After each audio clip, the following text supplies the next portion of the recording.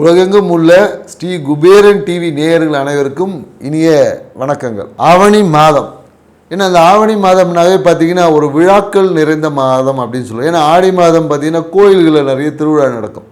ஆவணி மாதம் பார்த்தீங்கன்னா வீட்டில் ஒரு திருவிழா கோலம் மாதிரி இருக்கும். ஏன்னு வச்சுக்கோங்க, காலபுருஷ தத்துவத்துக்கு 5ஆம் இடத்துல சூரிய பகவான் அவரோட சொந்த வீட்டில் ஆட்சியாக இருக்கிறதுனால இந்த காலகட்டத்தில் பார்த்தீங்கன்னா பூர்வ புண்ணியம் அப்படின்னு சொல்லக்கூடிய நம்மளுடைய பூர்வ புண்ணிய ஸ்தானம் வந்து சிறப்பாக இருக்கும்.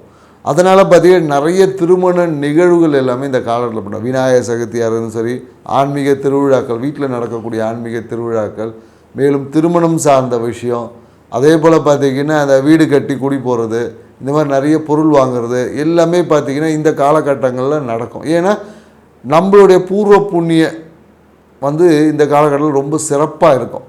ஸோ அந்த சிறப்பாக இருக்கக்கூடிய இந்த, ஏன்னா சூரிய பகவான் அவர் வீட்டில் இருக்கும் போதே அங்கே பூர்வ புண்ணியம் பார்த்திங்கன்னா காலபுருஷ தத்துவத்துக்கு வலுவாக இருக்கும்.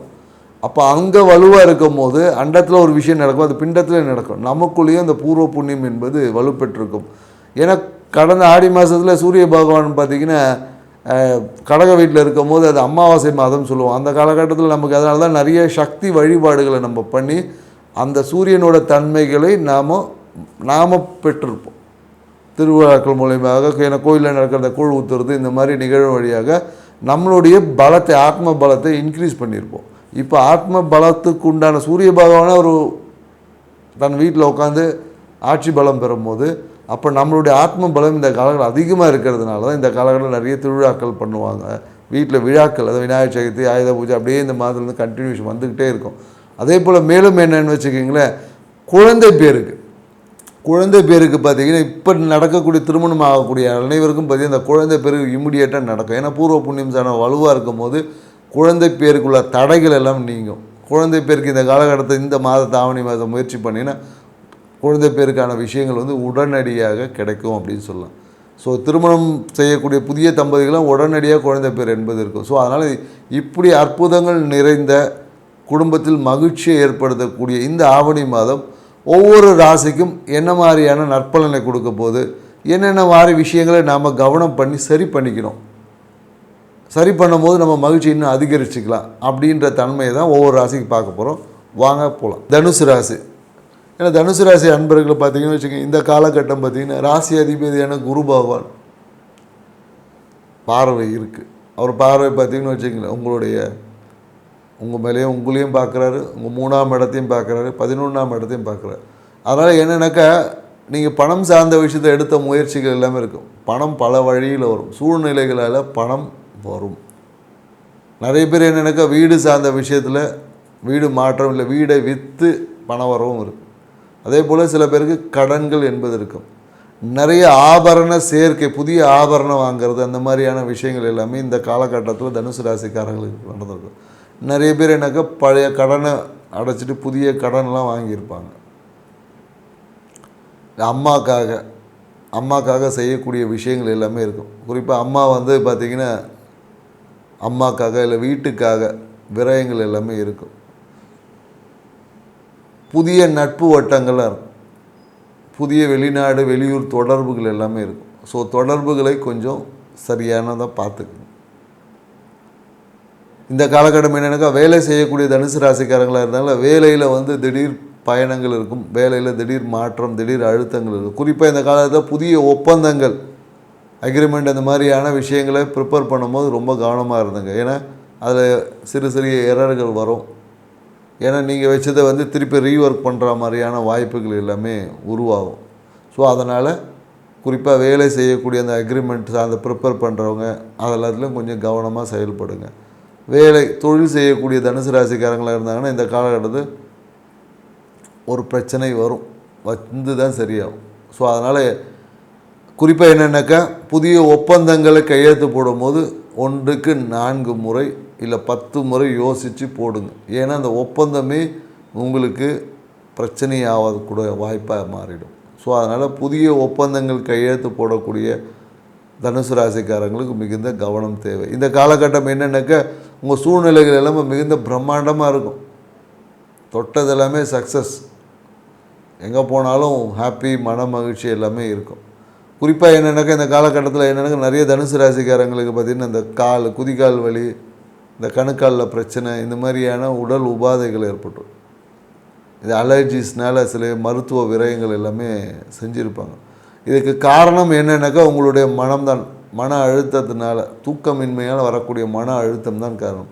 நீங்கள் முறையாக உங்கள் தூக்கத்தை மட்டும் கடைப்பிடிச்சிக்கிங்க. தனுசு ராசிக்காரர்கள் உங்களுடைய முறையாக உங்கள் தூக்கத்தை மட்டும் நீங்கள் கடைப்பிடித்தால் உங்கள் வாழ்வில் விரயங்களை தவிர்த்துக்கலாம். உங்கள் வாழ்க்கையில் தண்ட செலவே ஏற்படாது. ஏன்னா தனுசு ராசிக்காரங்கள் லைஃப்பில் நிறைய தண்ட செலவு ஏற்படும். அந்த தண்ட செலவுக்கு காரணம் உங்களுடைய தூக்கமின்மை. நைட்டெல்லாம் உட்காந்து ஃபோனை பார்க்க வேண்டியது, அப்புறம் பார்த்திங்கன்னா தூக்கம் வரலன்னு புலம்ப வேண்டியது, அப்புறமா பார்த்திங்கன்னா அந்த புலம்பல் தான் உங்கள் விரயத்தில் உங்கள் வாழ்க்கையில் நீங்கள் எதிர்பார்க்காத விரயங்களை எல்லாமே ஏற்படுத்திக்கும். அதனால் உங்கள் தூக்கத்தை நீங்கள் கடைப்பிடிச்சிங்கன்னா உங்கள் வாழ்க்கையில் விரயமே இருக்காது. அதே போல் என்னென்னாக்கா உணவு பழக்கம், முறையான உணவு பழக்கத்தை வச்சுக்கோங்க. உணவு பழக்கத்தை நீங்கள் மெயின்டைன் பண்ணிங்கன்னு வச்சுக்கோங்க, உங்கள் வாழ்க்கையில் நீங்கள் இந்த ஜென்மத்தில் அனுபவிக்க வேண்டிய அனைத்து நன்மைகளும் அனுபவிக்க முடியும். ஏன்னா நிறைய தனுசு ராசிக்காரங்க பார்த்தீங்கன்னா இந்த உணவில் இனிப்பை குறைவாக சாப்பிட்றது, இனிப்பே நிறைய பேர் சாப்பிட மாட்டாங்க, இனிப்பை ரெஸ்ட்ரிக்ட் பண்ணுவாங்க. நிறைய பேர் பார்த்துருக்கோம். நம்ம இனிப்பான விஷயங்களை நிறைய பேர் ரெஸ்ட்ரிக்ட் பண்ணுவாங்க. ஏன்னா நோய் வந்துருமோன்ற பயத்தினாலே இனிப்பை குறைப்பாங்க. இனிப்பை நீங்கள் வாழ்க்கையில் எந்த அளவுக்கு ஆட் பண்ணுறீங்களோ அந்த அளவுக்கு உங்கள் வாழ்க்கை இனிமையானதாக மாறும். இது குறிப்பாக தனுசு ராசிக்காரங்க தான் நம்ம சொல்கிறோம். சுகர் இருக்குதுன்னு சொல்லிவிட்டு நான் இனிப்பை சாப்பிட சொன்னாலும் கேட்காதீங்க. இனிப்பை கொஞ்சமாவது ஆட் பண்ணிக்க.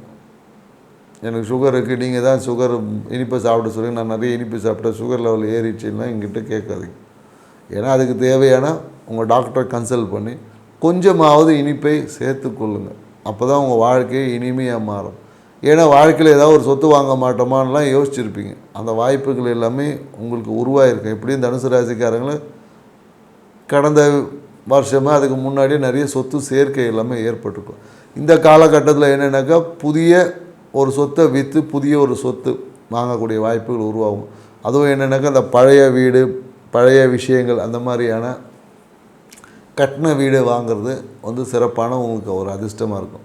குறிப்பாக தனுசு ராசிக்காரங்க நம்ம சொல்லக்கூடிய விஷயங்கள் என்னென்னாக்கா பட்ஜெட்டை பிளான் பண்ணிவிட்டு செய்யுங்க. ஏன்னா நீங்கள் என்னென்னாக்கா நிறைய தனுசு ராசிக்காரங்க என்ன பண்ணிடுவாங்கன்னா பட்ஜெட்டை பிளான் பண்ணாமல் இவங்களா ஒரு பிளானை போட்டு அந்த பட்ஜெட்டுக்கு மீறி போய் இதுவே கடன் சுமையாக மாறிடுது. லாங் டைம் கடன் கட்டிக்கிட்டே உட்காந்து சம்பாதிக்கிறது எல்லாமே கடன் அடைச்சிட்டு இருக்கிறவங்கள பார்த்திங்கன்னா தனுசு ராசிக்காரங்க தான் இருக்காங்க. வருமானத்தை எல்லாமே கடனை அடைச்சிட்டே உட்காந்துருப்பாங்க. ஸோ அதனால் என்னென்னாக்கா உங்கள் பொருட்களை பட்ஜெட்டில் பிளான் பண்ணிங்கன்னா உங்கள் வாழ்க்கை சிறப்பாக இருக்கும். மேலும் இந்த காலகட்டத்தில் பார்த்திங்கன்னா நிறைய பேர் என்னென்னாக்கா அரசு சார்ந்த விஷயத்தில் நிறைய ஆதாயம் கிடைக்கும். கௌரவ பதவி, அரசியல்வாதியாக இருந்தான்னு வச்சுக்கோங்க, இந்த காலகட்டத்தில் நிறைய கௌரவ பதவி எல்லாமே கிடைக்கும். பதவி, தொழிலில் பார்த்திங்கன்னா ஒரு அந்தஸ்து, கௌரவம் எல்லாமே இந்த சமுதாயத்தில் உங்களை நீங்கள் மேன்மைப்படுத்தி காமிக்கக்கூடிய வாய்ப்புகள் எல்லாம் இருக்குது. அதனால் நீங்கள் அந்த விஷயத்தில் தாராளமாக செய்யலாம். அதுக்காக என்னென்னாக்கா பொருளாதாரம் சார்ந்த விஷயத்தில் கொஞ்சம் கவனமாக இருக்கணும். உங்கள் தனம் காசை கையாளும் போது கொஞ்சம் கவனமாக இருந்தீங்கன்னா ஏன்னா உங்கள் கையிலேருந்து பணம் தொலைவதற்கோ இல்லை தொலைப்பதற்கோ இல்லை ஏதாவது மிஸ் ஆகிறதுக்கான வாய்ப்புகள் இருக்குது. ஸோ அதனால் பணத்தை கொஞ்சம் சரியான முறையில் கவனமாக வச்சுக்குங்க. ஏன்னா நம்ம தொலைச்சிட்டு அடுத்தவனை குறை சொல்லக்கூடாது இல்லையா? ஸோ அதனால் இந்த பணத்தை கையாளும் போது கொஞ்சம் கவனமாக கையாளுக்குங்க. அதே போல் என்னக்கா தந்தைக்காக நீங்கள் எடுத்த அனைத்து முயற்சியும் தந்தை வழியில் நிறைய இருக்கும். குறிப்பாக நிறைய பேர் இந்த காலத்தில் நிறைய சிவாலய வழிபாடுகளை செஞ்சுருப்பாங்க, இல்லை தந்தைக்காக நிறைய விஷயங்களை செய்யக்கூடிய வாய்ப்புகள் எல்லாமே இருக்குது. நிறைய பேர் தந்தைக்காக இந்த கர்ம விஷயங்களை நிறைய பேர் செஞ்சுருக்க வைப்பாங்க. ஸோ அதுக்கான வாய்ப்புகள் எல்லாமே இருக்குது. தாய்க்காக ஒரு விரயம் இருக்குது, தாய்க்காக ஒரு மருத்துவ விரயம் என்பது இருக்குது. தாயோட மன மகிழ்ச்சிக்காக நிறைய பேர் விரயம் செய்வாங்க. அம்மாவுக்கு எது பிடிச்சிது, அம்மா இதை கேட்டாங்க, எங்கள் அம்மாவுக்கு அது பிடிச்சிது, அதுக்காக நான் செலவு பண்ணக்கூடிய வாய்ப்புகள் எல்லாமே இந்த காலகட்டத்தில் இருக்குது. உங்களுடைய மனம்தான் உங்களுக்கு மிகப்பெரிய அதிர்ஷ்டம். அதே உங்கள் மனம்தான் மிகப்பெரிய எதிரி. அதனால் மனதை அமைதியாக வச்சுக்கிறதுக்கு நல்லா தூங்குங்க. வாய்ப்பு கிடைக்கும்போது இரவு தூங்க சொன்னேன்னு சொல்லி பகல் ஃபுல்லாக தூங்குறது கிடையாது. இரவு தூக்கத்தை நீங்கள் கடைப்பிடித்தீங்கன்னா உங்கள் வாழ்க்கை இனிமையாக மாறும். செஞ்சு பாருங்கள், வாழ்க்கை சிறப்பாக இருக்கும். வாய்ப்பு கிடைச்சதுன்னா சிவன் கோயில் வழிபாடு செஞ்சு பாருங்கள். குறிப்பாக அங்கே இருக்க விநாயகருக்கு அருகம்புல்லை போட்டு வழிபாடு செஞ்சு பாருங்கள். உங்கள் வாழ்வில் நீங்கள் அடைய வேண்டிய அனைத்து பாக்கியங்களை பெற்று சிறப்பான ஒரு எதிர்காலத்தை அமைக்க முடியும். நன்றி, வணக்கம். ஸ்ரீ குபேரன் டிவியை பார்த்தமைக்கு நன்றிகள். மேலும் இது போன்ற தகவல்களை தெரிந்து கொள்ள ஸ்ரீ குபேரன் டிவியை சப்ஸ்கிரைப் செய்யுங்கள். மறக்காமல் பெல் ஐக்கானை கிளிக் செய்யுங்கள்.